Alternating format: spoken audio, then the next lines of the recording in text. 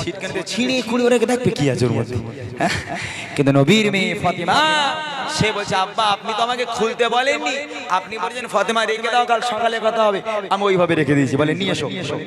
প্যাকেজটা নিয়ে আসা হলো, প্যাকেজটা নিয়ে আসার পর ছেঁড়া হলো, ছিঁড়ে দেখছে আল্লাহ পাক আল্লাহ তাআলা জান্নাত থেকে আম্মাজান ফাতিমার জন্য দুনিয়ার বুকে সবচেয়ে দামি একটা পোশাক আর দুনিয়ার বুকে সবচেয়ে দামি একটা খুশবু আল্লাহ পাক আম্মাজান ফাতিমাকে উপহার দিয়েছে। আর একবার জোরে বলুন। সারাটা রাত মা ফাতিমা কাঁদলো, সারা রাত মা ফাতিমা কেঁদে গেল নামাজের পার্টিতে। এদিকে রাত্রেই পোশাক জোগাড় হয়ে গেছে, আম্মাজানের মুখে এবার হাসি এলো, খুশিতে বাগে মা রাত প্রাসাদে যাবে, আজকের ইহুদি নারীর বিয়েতে যাবে। আম্মাজান ফাতিমা গোসল করে ফ্রেশ হয়ে যখন ওই নতুন জামাটা পরেছে, খুশবুটা লাগিয়েছে, আজকের জান্নাতে রানী ফাতিমা আব্বাকে বলে আব্বা আপনি এবার আমাকে বিদায় দেন, আমি আমার বান্ধবীর বিয়েতে যাব। আব্বা বলছে ফাতিমা যাচ্ছ যাও, দুটো কথা খেয়াল রেখো, কোন পরপুরুষ যেন তোমার চেহারা দেখতে না পায়, আর যে সমস্ত নারীরা পরপুরুষের সঙ্গে সম্পর্ক ওই সমস্ত নারীরাও যেন তোমার আশেপাশে না আসতে পারে, চলে যাও। ফাতিমা সালাম কালাম করে গুটি গুটি পায়ে যাচ্ছে, বিয়ে বাড়ি যাচ্ছে, রাজপ্রাসাদে যাচ্ছে। গন্তব্যে পৌঁছে গেল। মা ফাতিমা যখন ওই রাজার বাড়িতে পা দিল, একদম দুয়ারে পা দেওয়ার সাথে সাথে দেখছে সারি সারি লাইন দিয়ে বসে আছে সব রাজার মেয়ে, একটাও সাধারণ মেয়ে নেই, সব রাজার মেয়ে। ওই সময় মা ফাতিমা এন্ট্রি হলো, মা ফাতিমা পা রাখলো। দেখেন তারপর কি হচ্ছে, যখন ফাতিমা আসে সে বাড়ি,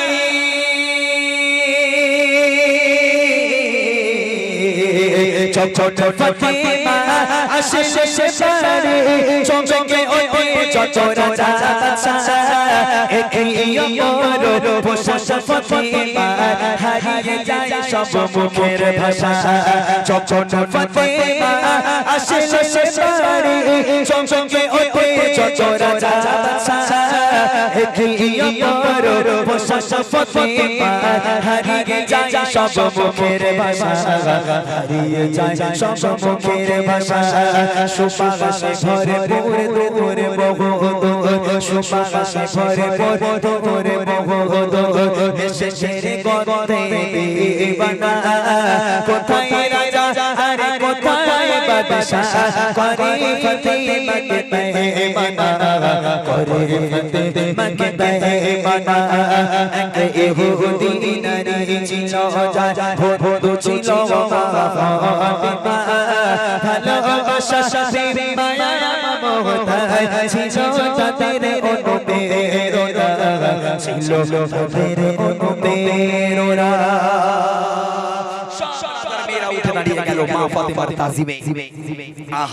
যে সমস্ত নারীরা আজকের মা ফাতিমাকে ভিখারি বলতো, ভিখারি বলে ওই ভিখারি এসছে, ভিখারি ভিখারি ফাতিমা, যার পরনে একটা কাপড় তাবলিমানা কাপড় ছেঁড়া কাপড়, এই ফাতিমাকে আজকের ভিখারি বলতো।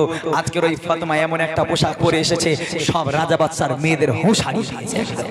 দাঁড়িয়ে গেল সব রাজা বাদশার মেয়েরা, ইহুদি নারী এলো, মা ফাতিমাকে টেনে টেনে নিয়ে গেল স্টেজের ওপর। রাজার বিয়ে মানে বিশাল বিয়ে, রাজার মেয়ের বিয়ে। স্টেজ করা আছে, যেখানে কোণে বসে আছে, কোণের পাশে একটা বড় সিংহাসন দিয়ে আম্মাজান ফাতিমাকে বসানো হলো। দেখেন এটাই হলো আল্লাহর লীলা খেলা। যে সমস্ত রাজার মেয়েরা মা ফাতিমাকে ভিখারি বলতো, আজকে রাজার মেয়েরা নিচে আর ওই ভিখারি মা ফাতিমা সবার উপরে আল্লাহ পাক বসিয়ে দিয়েছে। একবার জোরে বলো। স্টেজে বসে আছে ফাতিমা আর নিচে বসে আছে রাজার মেয়ে।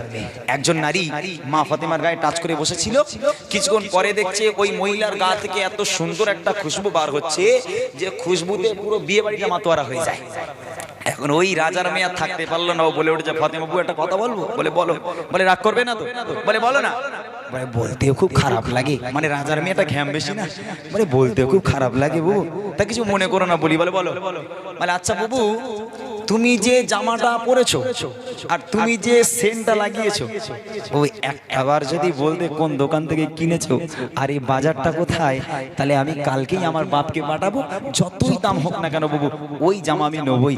আমি রাজার মেয়ে হয়ে আজও পর্যন্ত এত দামি জামা আমি চোখে দেখিনি বাবু। তুমি কোথা থেকে পেয়েছো, কোথায় দোকানটা, একটা বার বাজারের নামটা বলো, কোন বাজার থেকে এনেছো, আমি সেখানে কালকেই আমার আব্বাকে পাঠাবো, যত দাম হোক না কেন এই খুশবু আর এই জামাটা নিয়ে আসবো। এখন ফাতিমা বলবে আমডাঙ্গা বাজারে চলে যাও, পেয়ে যাবে। এটা তো কোনো বাজারের জিনিস নয়। কোন বাজারের জিনিস নয়, আল্লাহ পাক জান্নাত থেকে উপহার দিয়েছে। ওই সময় বুদ্ধিমতী ফাতিমা সঙ্গে সঙ্গে ব্রেনটাকে খাটিয়ে নিল। তিনি ভেবে নিল মুচকি হাসি দিয়ে, যা একটা সুযোগ পেয়েছি, সব কটাকে কলমা পড়িয়ে দেবো। এমনিতে জান্নাতে রানী না, মাথায় বুদ্ধি খেটে গেল যে সব কটাকে কলমা পড়িয়ে দেবো। তখন মা ফাতিমা কত সুন্দর করে, কত বুদ্ধি খাটিয়ে ওই ইহুদি নারীদের বলে দিচ্ছে দোকানের নাম, দোকানের মালিককে, ওই বাজারে যাওয়ার রাস্তা কি, ওই দোকানের সেলসম্যানকে, কত সুন্দর করে মা ফাতিমা ইহুদি নারীদের বোঝাচ্ছে। দেখেন, দোকানের মালিক আল্লাহ তাআলা,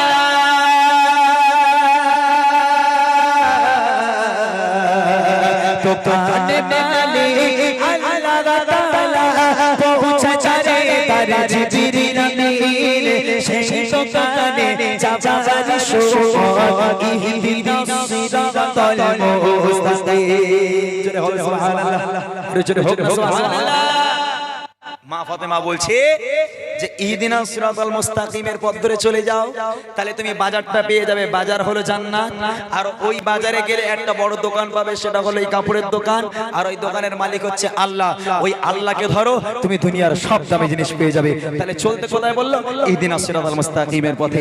এই কথা শোনার পর এক এক ইহুদি নারী, এক এক রাজার মেয়ে মা ফাতেমার হাতে হাত দিয়ে বায়াত হয়ে কলমা পড়ে মুসলমান হয়ে গেছিল। এক বছরে বলুন, দেখো লিখছে, দোকানের মালিক আল্লাহ তাআলা, পৌঁছাছে তার জিবরিল আমিন সেই দোকানে যাবার সময়, ইহদিনাস সিরাতাল মুস্তাকিম, ইহদিনাস সিরাতাল মুস্তাকিম। শোনো ইমিরান এমন তার শান, শোনো ইমিরান এমন তার শান, ও সুচরে যায় চোখের কণা, একে একে সব ফাতেমার হাতে পড়ে নিল যে কলেমা, পড়ে নিল যে কলেমা।